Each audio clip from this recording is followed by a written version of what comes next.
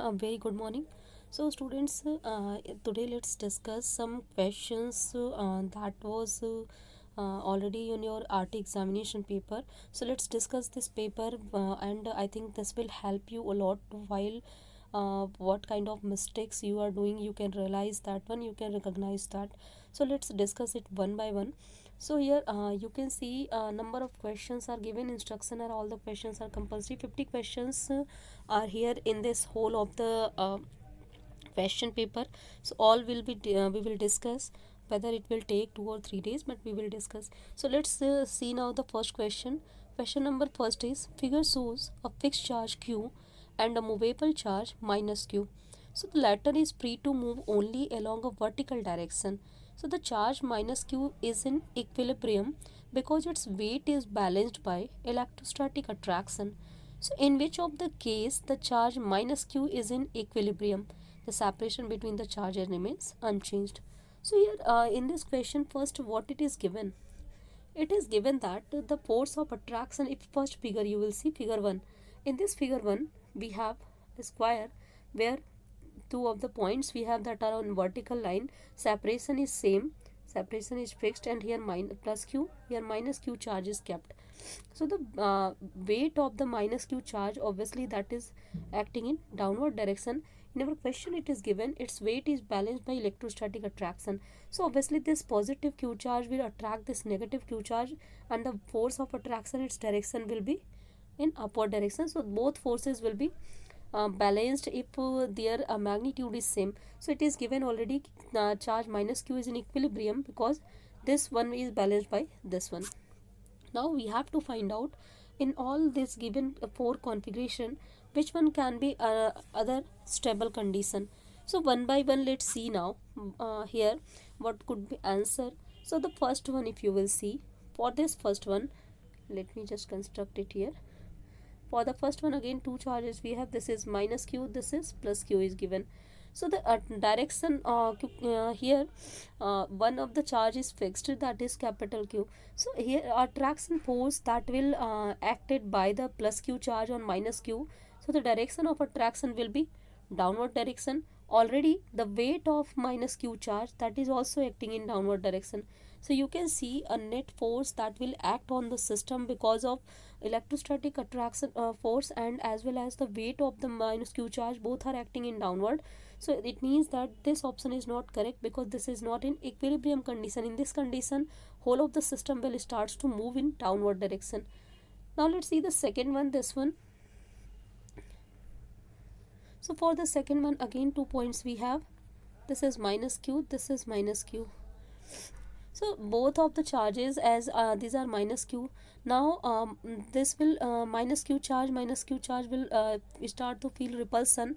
So if minus cap, this one charge will repel this one, so the direction of repulsion will be in this direction, means it will just push minus q charge, because this q has to be stationary, you have to keep in your mind. So minus q only can move, that's why the direction of repulsive force will be downward, and also its weight is acting in downward direction. So in this case also it is not in stable equilibrium condition because a net force is acting in downward direction. So two cases are not possible. Let's see now the third and fourth. So for the third one, if you will see here, this is again two of the points, this is plus q, this is minus q. So in this one also, sorry, small q is here.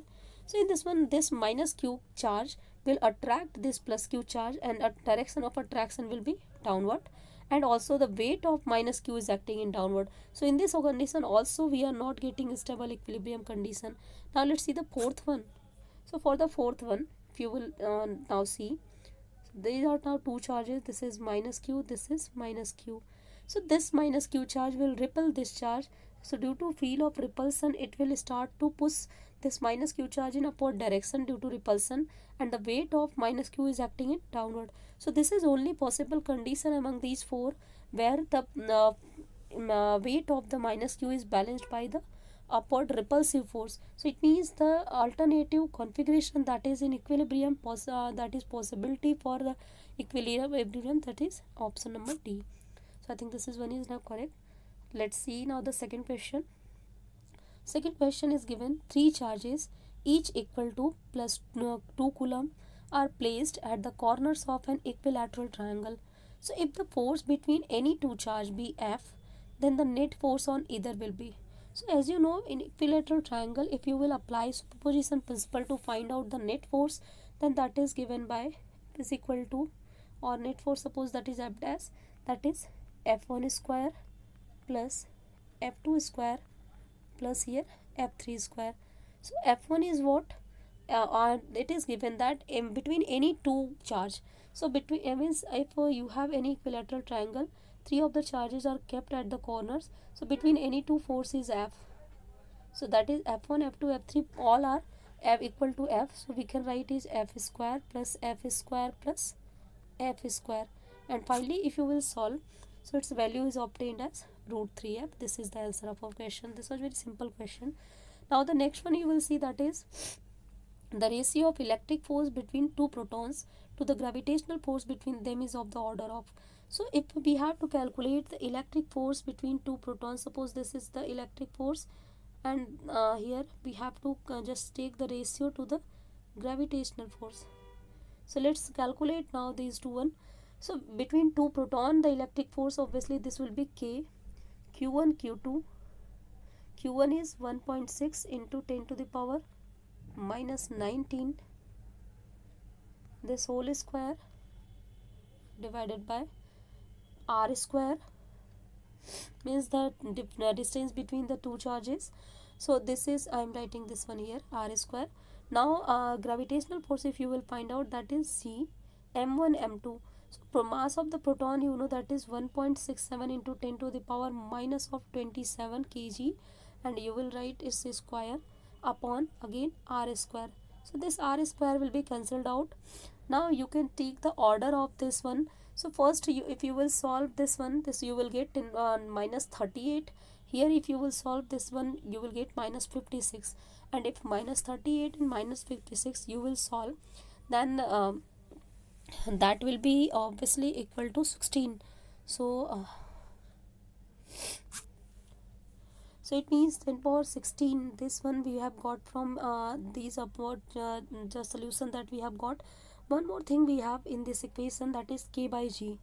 So K, you know, that has the order that is 10 to the power 9, and G, it has order 10 to the power minus 11. So let's solve all this one. So it will be 16 and 25, 11 if you will solve. So overall 10 to the power 25 plus 11. So this is obtained as 10 to the power 36. So this is answer of our question. And in this all of the option, you can see none of the option is correct. So this one is answer for this question. Now next one, let's see. Next question is, midway between two equal and similar charge, we place the third equal and similar charge. So it means here the condition is given. We have two equal and similar charge. In between at the midpoint we are again keeping an equal and similar charge here. Then which kind of statement is correct, or which of the following statement is correct? So the first one here statement is given now. The third charge experience a net force inclined to the line joining the charge. Second one, the third charge experience a net force perpendicular to the line joining the charge. The third charge is in unstable equilibrium. The third charge is in stable equilibrium. So this question, student, you can understand, whenever this kind of system you will form, then these two Q charges, these will starts to repel each other. So due to repulsion, here it will starts to feel a repulsive force in this direction, and due to these two, it will starts to feel a repulsive force in this direction. So it means that this Q charge that will be always in unstable equilibrium, means when it will up until it is at the midpoint, only up to that one it is in a stable condition. But whenever it will be displaced even slightly from the midpoint, then that time due to net force it will starts to move to any of the either of the charge. So it means that it is always unstable equilibrium. Our third option is correct here. Now next one you see, that is the quantization of charge implies. So quantization, you know, that is defined as the total permissible charge, that is always integral multiple is the of the minimum permissible charge.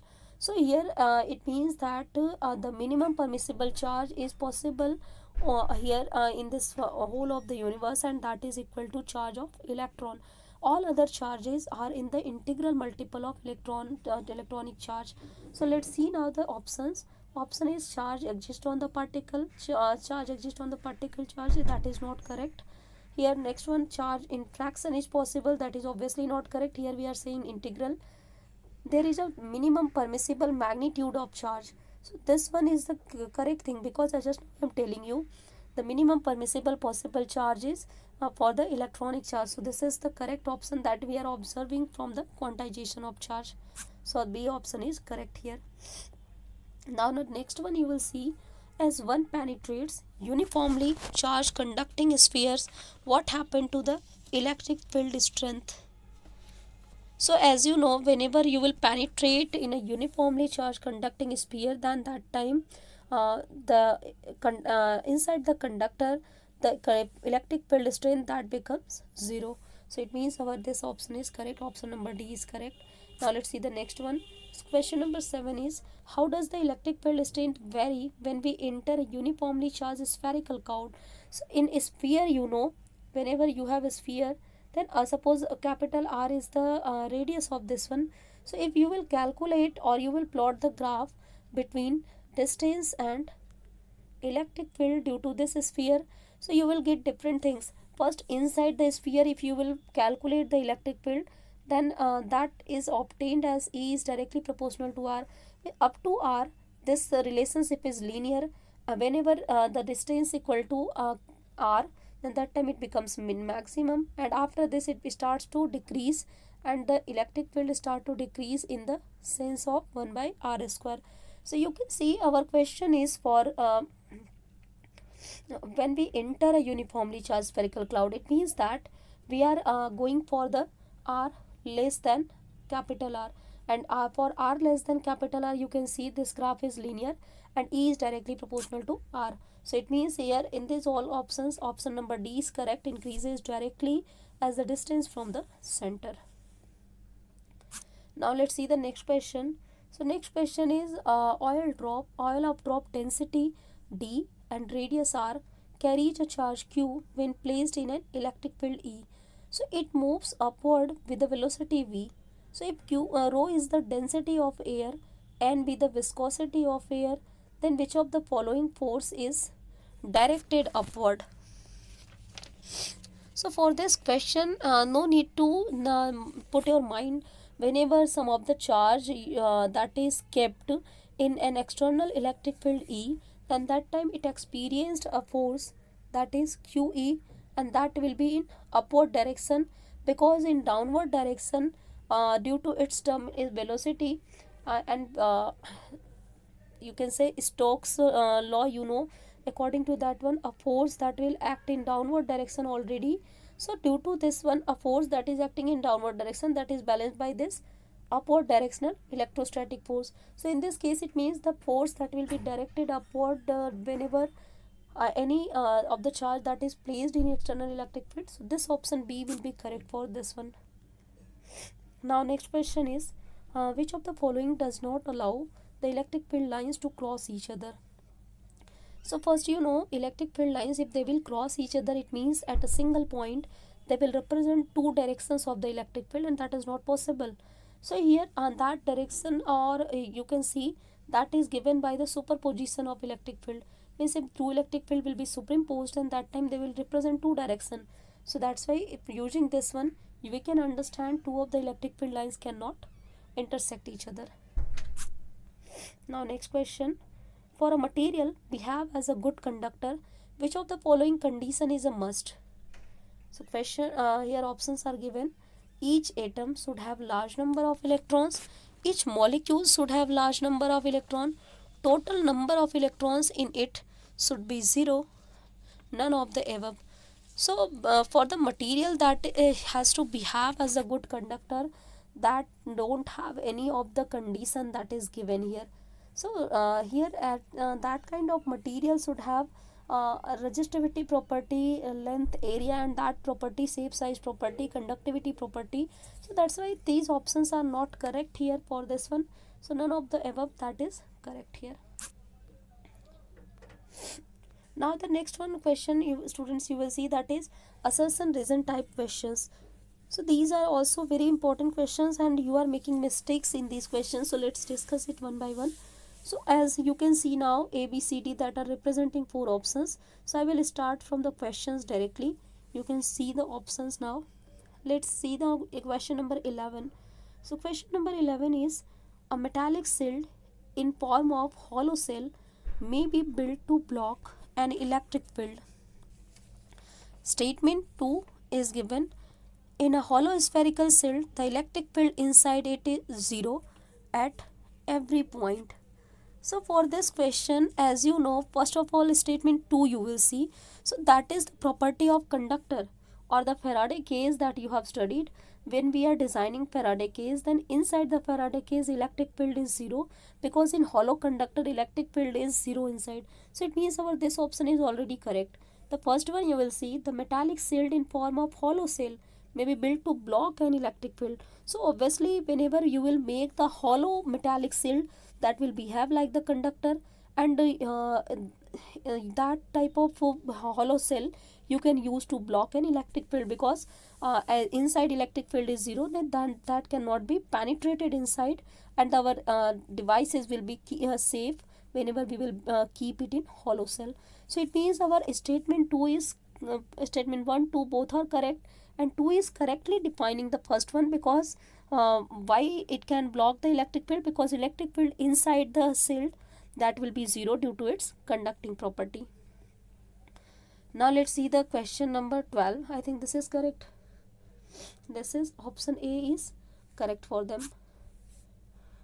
Statement 12 is question number 12 is, statement 1, the Coulomb force is the dominating force of the force in the universe. So first this line, if you will discuss, you know, the dominating force in the universe is gravitational force. So that's why this first option statement is incorrect.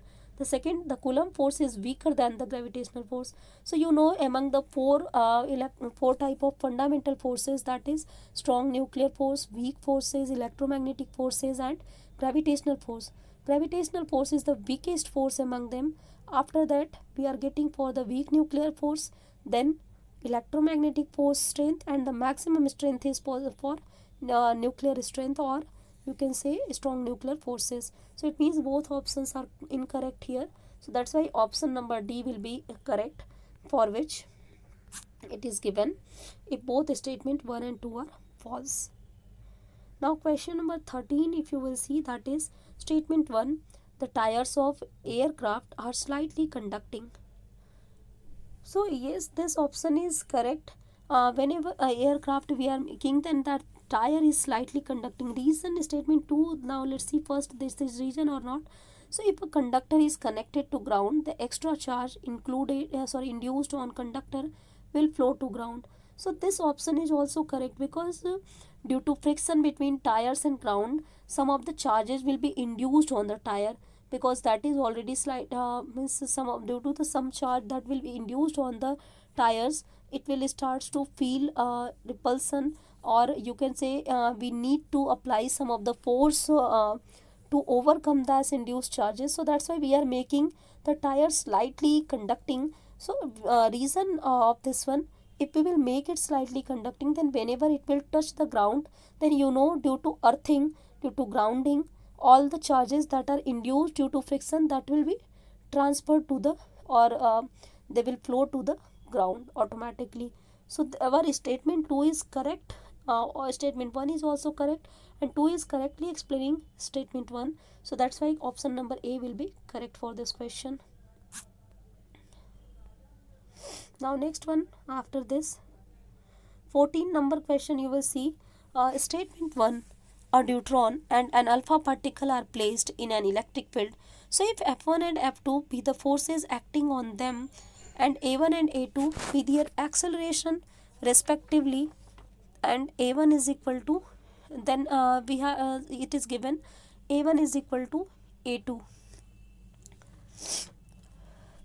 Statement is given, statement 2, force will be same in electric field. So here it is given that a deuteron we have and an alpha particle we have. Deuteron that is containing again one electron and one neutron that is also containing. So in this case an alpha particle is containing two charged particle, so that is placed in an external electric field. As we know, the acceleration produced in electric field that can be calculated as F by m first by using Newton's law, and the force experienced by any charged particle, that is Q into E in external electric field. So this is now the acceleration produced. Now for a deuterium, if you will see, or deuteron, this A is equal to Q single charge on this one, E upon mass of this, suppose that is m. For A2, if you will calculate, is A2 is equal to, the charge on the alpha particle is 2 times, so this will be 2q E upon the mass of alpha particle is also 2 times to the mass of deuterium, so it will be 2 times, this will be cancelled out, and here you can see now A1 is equal to A2. I think this is now here understandable for you.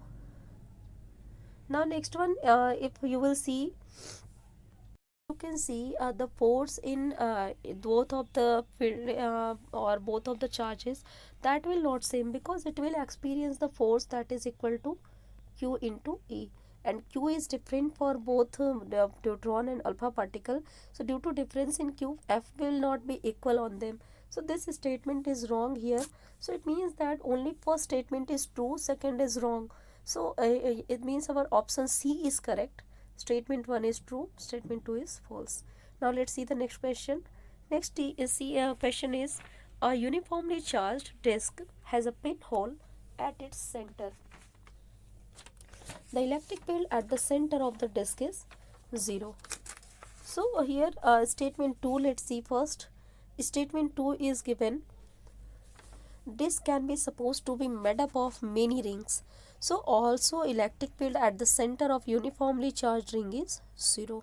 So this is a statement 2, if you will see, that is correct statement, because if you will see any of the disk, then that can be supposed to be made up of a lot of rings, and one of the ring, if you will calculate the electric field at the center, so that is 0. So it means that due to whole of the disk at the center, electric field will be 0. So it means our option statement 1, statement 2 both is correct, and statement 2 is correct explanation of statement 1. So option A is correct for here. The next question, question number 16, you will see, that is, two concentric charge cells are given. You can see in figure. The potential difference between the cells depends on charge of inner cell.